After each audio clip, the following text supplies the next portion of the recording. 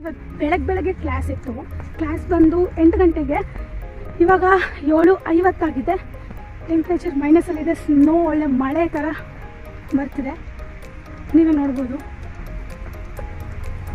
ಕೊನೆಗೂ ಯೂನಿವರ್ಸಿಟಿಗೆ ರೀಚ್ ಆದೆ. ಕ್ಲಾಸ್ ಮುಗಿಸ್ಕೊಂಡು ಬಸ್ ಸ್ಟಾಪ್ಗೆ ಹೊರಟೆ. ಇವಾಗ ಬಸ್ಸಲ್ಲಿ ಹೋಗ್ತಾ ಇದ್ದೀನಿ. ನೀವು ನೋಡ್ಬೋದು ಈಚೆ ಎಲ್ಲ ಎಷ್ಟು ಸ್ನೋ ಆಗಿದೆ ಅಂತ. ಮರದ ಮೇಲೆಲ್ಲ ಸ್ನೋ ಕೊಡ್ತಿದೆ. ತುಂಬ ಚೆನ್ನಾಗಿ ಕಾಣ್ತಿದೆ, ಬಟ್ ಕಷ್ಟ ಈ ಕೋಲ್ಡಲ್ಲಿ ಕ್ಲಾಸ್ಗೆಲ್ಲ ಹೋಗೋದು. ನೆಗೆಟಿವ್ ಟೆಂಪ್ರೇಚರ್ ಬೇರೆ.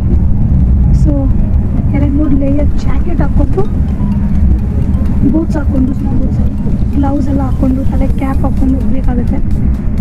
ಹಾಸ್ಟೆಲ್ಗೆ ಹೋಗ್ತಾ ಆನ್ ದ ವೇ ಈ ಮಕ್ಕಳು ಸಿಕ್ಕಿದ್ರು.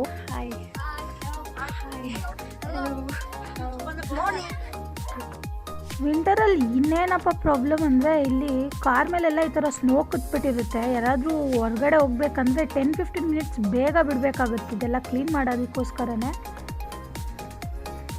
ಅಪ್ಪ ದೇವರೇ. ಹಲೋ, ಇವತ್ತಿನ ದಿನ ಹೀಗಿತ್ತು. ಆಲ್ಮೋಸ್ಟ್ ಹಾಸ್ಟೆಲ್ ರೀಚ್ ಆದೆ. ಈಗ ಮತ್ತೆ ಬೇರೆ ವೀಡಿಯೋದಲ್ಲಿ ಸಿಗೋಣ. ಎಲ್ರಿಗೂ ಬಾಯ್ ಬಾಯ್, ಟೇಕ್ ಕೇರ್.